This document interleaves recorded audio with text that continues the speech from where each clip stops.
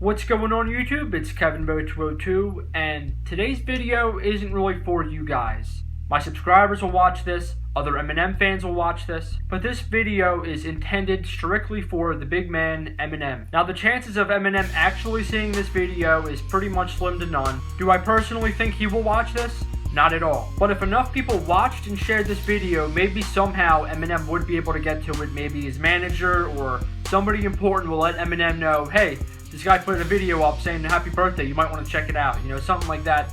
It's possible. And if MTV actually got to this video like one of my previous ones and posted about it in an article, that would be sick, and that would definitely up my chances of Eminem getting to actually see it. But alright, this video is intended for Eminem. Eminem, happy birthday, man. You're 44 now, but obviously the skills you have aren't just better than they were in 1999, but you've even progressed and showed that you are becoming a better and stronger lyricist. Eminem, you have absolutely no clue of who I am. I go by the name of KevinBo202. I'm a YouTuber who has done Eminem collection videos since 2012, back when I was 16 years old. I share my collection in videos. I help other collectors and sell to them Eminem items and help grow more collectors. I also trade a lot of your items internationally. I'm not just a collector or a reseller, but I'm also a true fan of the content. I have been listening to your music literally since 1999. I was super young, but I can remember listening to your stuff on the radio. Then in 2000, I can remember watching your music videos as a little kid. And as I got older, I started to listen back to some of the stuff I listened to before and would listen to your newer stuff. The main reason why I'm a fan of your music is because in many different ways I could relate. I come from a poor and violent family in a violent community, and I took a lot of crap growing up, but your music was able to influence me to get out of that. I was able to hustle my way up and move and really try to get my life in a better direction. When I was a kid, when I was angry, I would throw on some of your tracks such as The Way I Am, Kill You, I'm Back, and really your music would help take all the frustration all away, and through even rougher times, your music was able to just get things off of my mind. So what I want to say is thank you. Now I just may be the biggest Eminem collector in the entire world, and I may also be the biggest Eminem seller in the entire world. You probably didn't even know that could exist, but I want to propose something to you at the same time. Eminem, I know you're a businessman, I'm a businessman. I want to see if maybe we can make something work out. When I say I have rare Eminem items, I mean that I have items not just like Slim Shady EP, Infinite, stuff that you probably already have. Mainly promo CDs, some album samplers, and the most rarest being Unmastered Sequence, which is your unfinished album of the Slim Shady LP. It has unfinished tracks, the original version of My Name Is with the uncut lyrics, different versions with different instrumentals for songs such as Just Don't Give a Fuck, Just the Two of Us, Low Down Dirty, which you re-recorded from the Slim Shady EP and was intended to be on the Slim Shady LP but didn't make it, I don't know why. Bad Meets Evil, which was originally titled When Bad Meets Evil, As the World Turns, and some others. It's a really rare CD, but I have some really cool stuff, and I have my business email on my YouTube channel, so if somebody you know wants to contact me about being able to set something up, if you want to buy back some of your awesome and rare Eminem items, I don't know why you want it. I mean, I think it'd be pretty cool if I was, you know, the biggest selling hip-hop artist of all time and was able to buy all of my rare items all together at once in one go. And I'd like to make a little bit of money too. And if there's any way that I would actually get to meet you, not in concert, but, you know, maybe be in the same room and be able to talk, I mean, that would be sick. I wouldn't be a crazy fan that's screaming and freaking out about, oh my god, it's Eminem. I mean, you're a human being. The fame, I know it changes things a little bit, but I'm not no crazy obsessed fan. I'm a collector, I'm a human being. I mean, I'll be honest, I don't get nervous, but I probably get a little nervous being in front of you because, you know, you inspired a lot of different things in my life. But if we could make that happen, that would be sick. Maybe you could even be in one of my YouTube videos, who knows? My subscribers would go nuts, and I would really appreciate something like that. So I'm going to try to get this message out to you. If you do somehow watch it, whether you want to buy stuff or whether you don't want to buy stuff, I don't really care. I think it'd be cool though, and I think it'd be cool if I got to meet you. But I just want to say, and you already know this for the most part, but you know, you've helped so many different people all around the world. I even have the biggest Eminem collectors group on Facebook with over 11,000 members. The members of the group are from everywhere you can think of. The US, Canada, Mexico, India, I know India, Germany, Ireland, everywhere. I mean, I can't think of everything off the top of my head, but dude, you got fans everywhere, and the people's lives that you impact through your music is, you know, it's unthinkable. One song has the power to do so much in different people's minds and help and inspire, and I can't speak for everybody, but I want to speak from my perspective, but if it wasn't for your music, I definitely wouldn't be where I'm at in my life right now. I've been through some pretty rough times like everybody, but I kind of feel like Just maybe I was through a little bit rougher, but it really was a lot easier to get through things with being able to listen to an Eminem track. And again, thank you, Eminem. Happy birthday. Happy 44th birthday, man. Have a good one. And I'm going to end this video with showing you a little bit of my collection. Now, when I say a little bit, I mean a tiny little fraction of my collection. But I wanted to get all of my Eminem albums out on CD, plus I threw Infinite on cassette since it wasn't on CD, just to kind of showcase the work that you've done from 1996 all the way up until 2015. And like everybody else, I'm still waiting for that next album, man. Can't wait to see what happens. But alright, let me show you guys this stuff real quick. Okay, what you guys see here is Eminem's studio albums along with the EP up top, Eminem's group albums, Eminem's group EP, and Eminem compilation albums. Let me start with good old Infinite.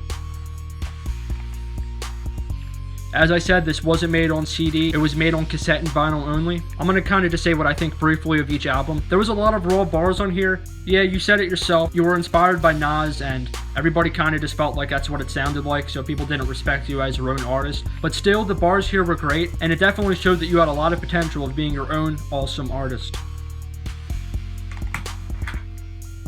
Next up, we have Slim Shady EP. This is where you changed, you went in a whole new direction. It was almost like you became a whole new artist. With the ideas of D12 and making up the alias, you decided to make this whole new character, Slim Shady. And when I say you killed it, man, you really killed the game with this. You being able to get the attention of Dr. Dre in 1998 over something like this, no other artist could have pulled that off, man.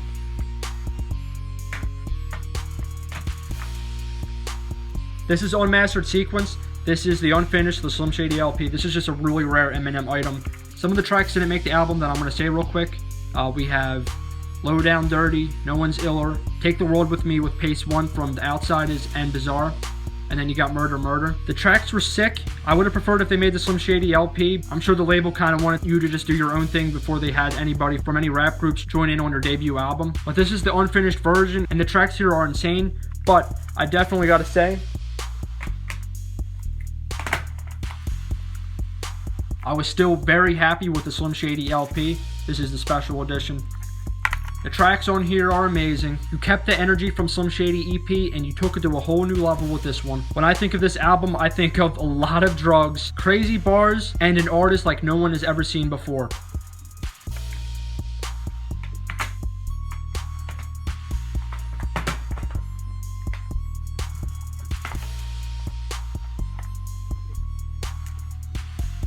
Next up, we have my favorite hip-hop album of all time and my favorite album of all time, the Marshall Mathers LP. After the success of the Slim Shady LP, you wanted to show that you were going to not be a one-hit wonder. You were going to show that you still had it. You took all the shit that you got from the last album, you put it on here, you threw it out to everybody. The whole world went nuts, you broke records, and you still hold the fastest selling hip-hop album of all time still with 1.76 million. And there's a reason for that. The content, the extreme length you went with this, the hardcore, the work you put onto this album was amazing enough, but you had to go back and you had to make a hit single for the label. You made The Way I Am in the process, which is my favorite Eminem song of all time. So I know that was probably a pretty shitty time and you just kind of wanted to get the record out there, but I am kind of happy in a way that that didn't happen because The Way I Am is my favorite Eminem song. But then the real Slim Shady coming out next, that song is such a classic, man. It's popish, I'm sure it's a little annoying, but man, that song is one of the songs that really brought me into being a big Eminem fan.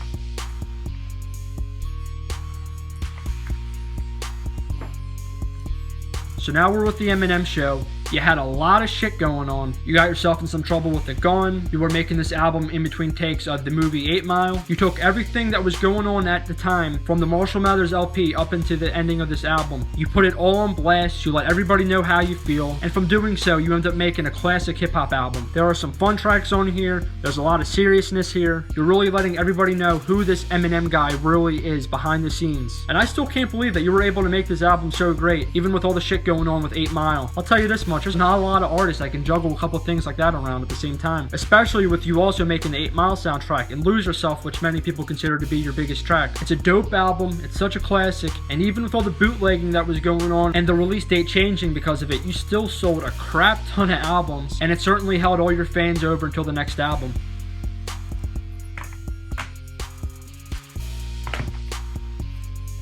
After the Eminem show, your fans needed an encore, and you certainly gave it to us. Now look, I know you don't consider this album to be that great. I know a lot of critics and a lot of your other fans don't consider this album to be great.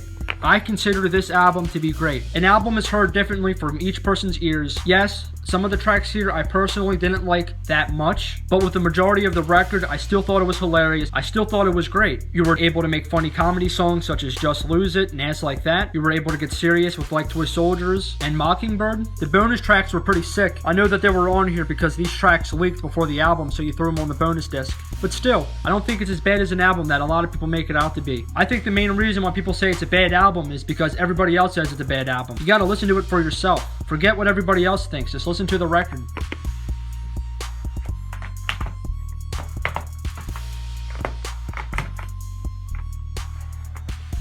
Five years later, after Encore, you come back, Relapse comes out. This album was pretty similar to the Slim Shady LP with its murderous ways and mentions of a lot of drug use. You definitely had a lot of fun making this album, but a lot of people weren't feeling it because of the accents. And do I think I would have enjoyed this album a little bit more without the accents? Yeah, maybe.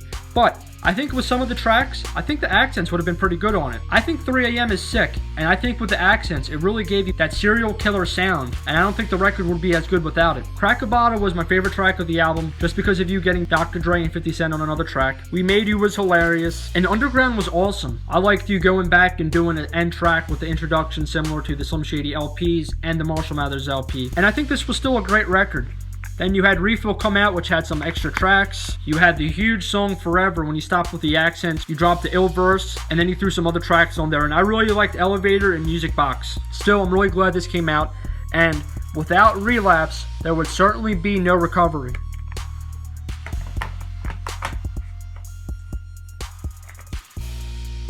Relapse 2 gets scrapped. You make Recovery, you show that you're back to your old ways, you apologize for the Relapse accents, and you knew that people weren't feeling it that much. Like I said, I still think it was a great record, but you showed that you're finding yourself again. You had some classics pop up off of this one, such as Not Afraid, No Love, Spacebound, and of course the really big song Love the Way You Lie. Love the Way You Lie helped so many people around the world with bad relationships, especially abusive ones. And man, did you get the chicks with that one, dude. The numbers Love the Way You Lie sold? Man, that was crazy. My favorite track on this album would definitely be Cold Wind Blows, though. I just like the ill bars, man. You really did a great job. And the whole album without Dr. Dre was pretty crazy. I know he was really working hard on Detox at the time. And the producers you got for this album, man, I think you really did pick out good choices.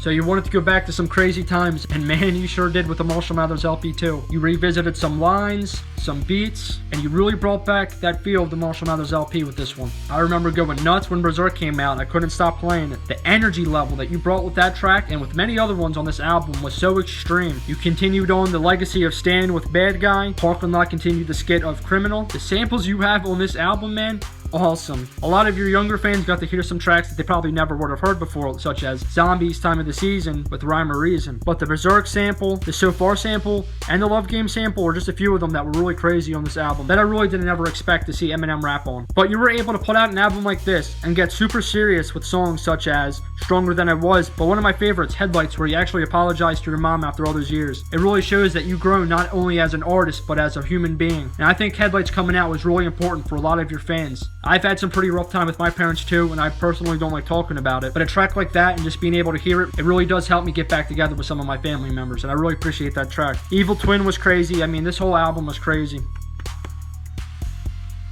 The bonus disc tracks are awesome too. I really did like the Beautiful Pain track with Sia. Bringing back Ken Kniff also on the end of Wicked Ways. Awesome, man. That was awesome.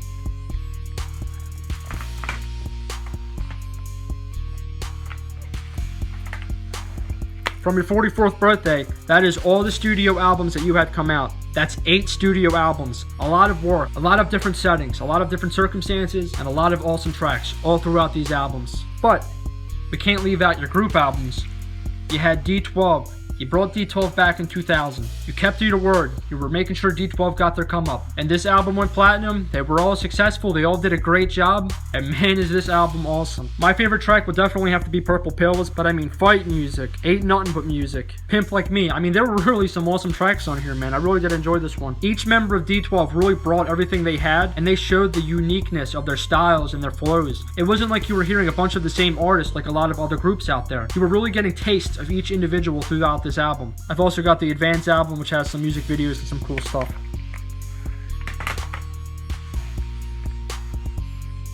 In 2004, you guys come back up. Now, you were working on Encore a lot, but you had to jump on the next D12 album, which was D12 World. My band came out, and that song took over. There was a lot of hot joints on here, including How Come and 40 Ounce, but definitely an awesome album. Get Up was definitely a great introduction to the album, and it definitely showed that D12 still had all the skills 3 years later after Devil's Night.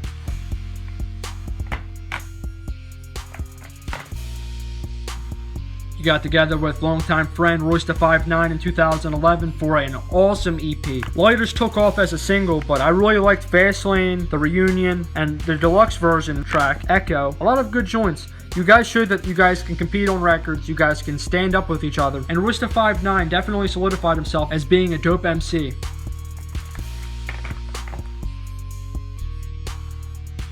Alright, now we're going through compilations. 8 Mile. This came out, it was over. Every other rapper just quit. Lose Yourself drops.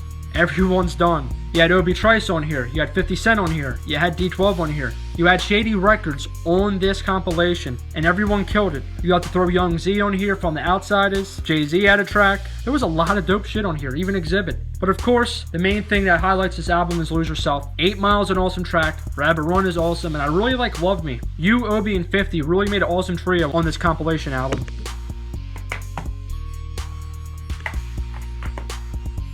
Curtain Call the Hits. Every awesome rapper has to have a greatest hits album eventually come out, and this was kind of your retirement. When I'm Gone was you saying goodbye to Slim Shady. As much as a lot of fans didn't want to hear it, you took all the hot tracks that you had from 1999 to 2004, threw them on here, while adding a funny introduction and fact, and even the awesome bonus track, Stand featuring Elton John from the Live Grammy Awards. In 2005, this compilation album really summed up your career and showing the amazing artist that you were, and I honestly thought that you wouldn't be coming back from this. I thought that would have been the last we heard of Slim Shady. We also got the Dead Wrong remix. We have some awesome The Slim Shady LP and the Marshall Mathers LP tracks. We got Shit on You by D12. We got Renegade, the feature with Jay-Z. I mean, there was a lot of awesome stuff on this album.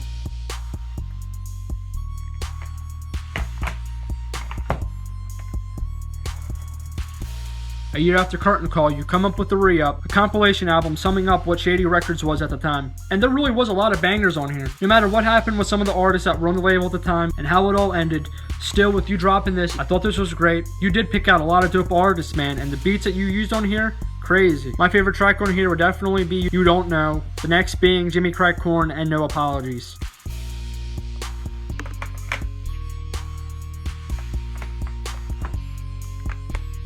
Now we're coming into more recent times with Shady XV, released in 2014. Shady Records' 15-year anniversary. Part compilation album, part greatest hits album. You showed us Shady Records' current state, and you summed up its past state. The Shady XV track is crazy. Slaughterhouse, you, and Yellow Wolf really killed Psychopath Killer. And you really showed a lot of your fast rapping skills here with Right For Me and Fine Line. And you and Skylar Grey on Twisted was also really dope, and Yellow Wolf did an awesome part. Now the part greatest hit CD is of course dope, but for the Best Buy exclusive, we had Don't Front featuring Buckshot, which was great. I always think to myself how many other original demo versions you have of some of your biggest songs, but being able to hear your biggest songs demo version was definitely insane and unexpected.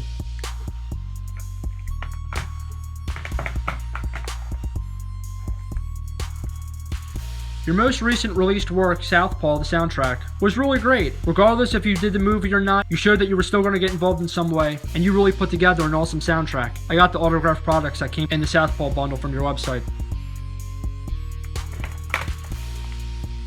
Looking at this image as a whole really holds a lot of history. It shows how somebody that came from nothing was able to create so many different things, so many studio albums, group work with his original friends from Detroit, and other awesome great compilation albums. Eminem is the biggest selling hip-hop artist in the world for a reason. The content he creates connects with so many different people from around the world, and the amount of people his music brings together and helps is amazing. I'm proud to be an Eminem fan. I'm proud to be the biggest Eminem collector in the entire world, and I'm so happy that Eminem put out this music for us. He took his life, he summed it up, he let you know what he was going through, what was on his mind, and having each album out like this is like having one big book of history. How he started, how he maintained, how he matured, it's all here through these albums. This is it.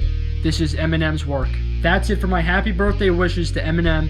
I'm KevinBo202. I hope you enjoyed the video. I really do hope you enjoyed the video, Em. And peace out, guys.